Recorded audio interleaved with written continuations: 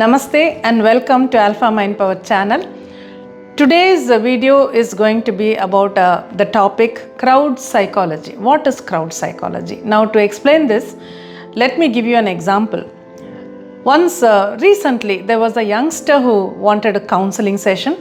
He was about 16-17 years old and he was in his 12th standard, plus 2. So when he started talking, he explained his background and then he said, I am very confused about my behavior. Then I asked him, why do you say that? What happened? He said, my family is a very religious family and my house is a kind of very divine place. All of us pray and we do puja every day. My father does a lot of puja, my mother does a lot of puja, grandmother is there. She does so much of chanting every day. So we are a very pious religious family. Fine. Now he said, I'm going to a school which is very good, very close to my house and I have a lot of friends in the school. And he said, after I came to 11th standard, that is plus 1, from there this problem started.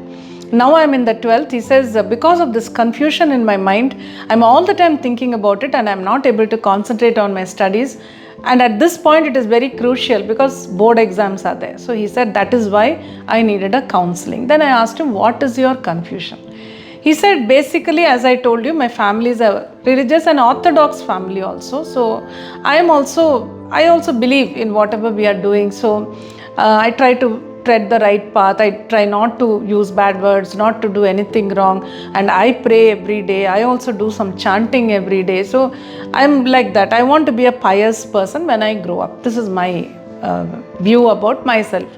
But he said, from the time we entered plus 2, I find that my behavior is changing. He says once during a break or something, there were some 4 of them, he and his 3 other friends. It's a co-ed school, so girls are also there. So they were standing in one part of the corridor and one girl from some other class was going that side. So he said all 4 of us started teasing her. They started, I joined, and all 4 of us, we were teasing her and calling out names and till she was almost in tears and she ran away. And he said similar incidents, 2-3 incidents. Another incident was somewhere outside when they had all gone out just for a get together and there they were teasing some other women. So he said once I came back after that, once I reached home, I felt really bad. He said, why did I do that? How can I do that? Because he has a sister, younger sister who's there, 2 years younger than him. She's there. So he said, once I came and looked at her, saw her in the house, I felt so guilty that I teased another girl who is almost the age of my sister, maybe 1 year less or more, but similar. He said, I felt very bad. Then he said another day what happened is one of the teachers in their school, she was a new person, she had just joined. So she herself was a little bit nervous. She came to their class to teach them. And these boys, they started teasing her. They started kind of booing her, something, passing remarks. He said, I also joined and somehow she completed the class and went away. And evening when I came back and I saw my mother, I saw my sister, I saw my grandmother, my father, everybody in the house, then I felt so guilty. He said, I am not that kind of a boy. I would never go and tease another girl. I would never think of teasing a teacher.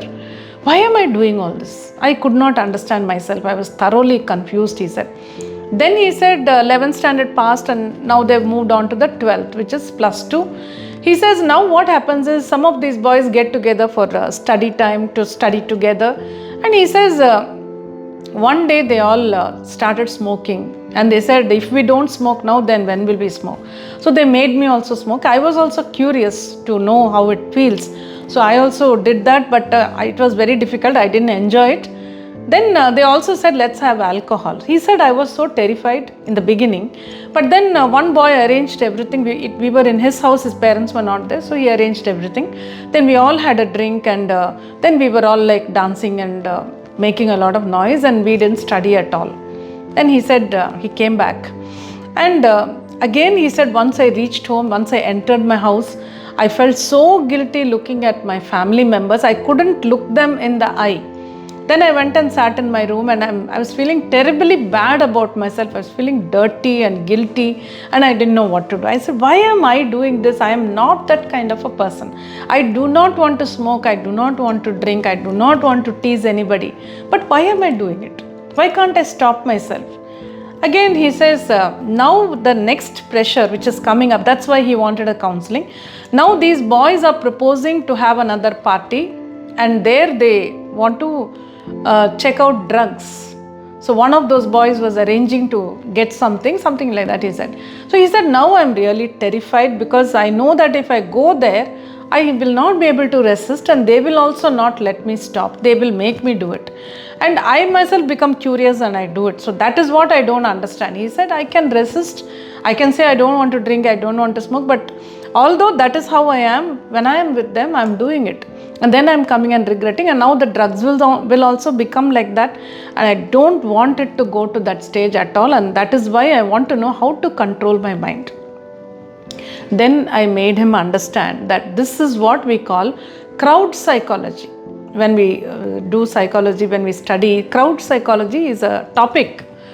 What it means is, a person as an individual may not go and drink, may not go and smoke, may not go and rape another girl, he may not do anything like that. And when he gets together with maybe 4 or 5 people, or if it is more people, it's even more violent people, if he gets together with them, then when they all start acting in a particular way, he can't stop himself. He gets carried away. Same thing with girls. It's not just boys. The same thing happens with any human being. Girls also, as an individual, the girl may be very quiet, very humble, very good, very pious, very religious. In every possible way you can think of, she may be, very, very good girl.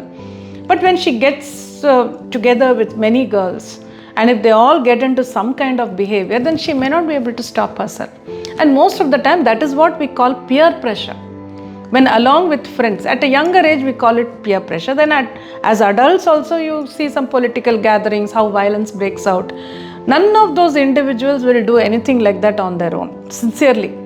But when they get into that crowd, they can't think. They just go along with whatever is happening. So that is known as crowd psychology. Now, how to stop yourself from getting into this? The only way you can do this is to stop yourself from being there in that particular situation. So when I told this boy this, I told him, now you know very well that once you get into that situation, then you will get carried away, you will do something wrong, and you have already done many times different things, and then came and regretted, felt guilty. So why are you allowing yourself to go to that place along with those boys and get into that situation? Once you are in that situation and those circumstances, then stopping yourself is not going to be easy. It is probably very, very difficult, and I wouldn't even say it's possible at that age. You need a lot of self-control for that. So I told him the best thing for you now would be, you don't want to do all that. You want to focus on your studies. And when you look at your family members, you said you yourself want to be like them. You want to be more on the righteous path and be a pious human being, which is very good.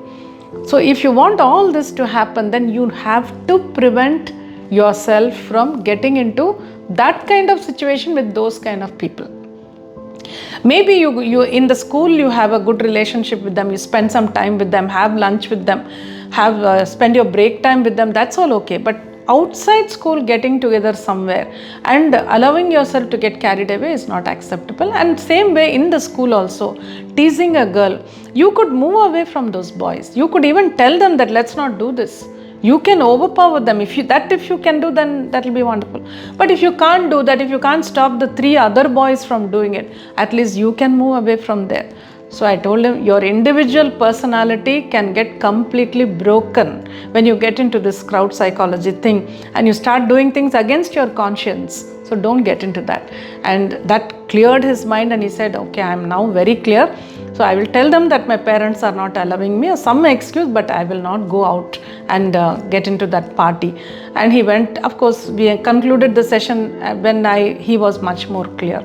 So this crowd psychology, it explains why people behave in a very bizarre manner when they are with many other people. And the same person, when he is alone, he may never do anything like that. He may not even think of doing something like that.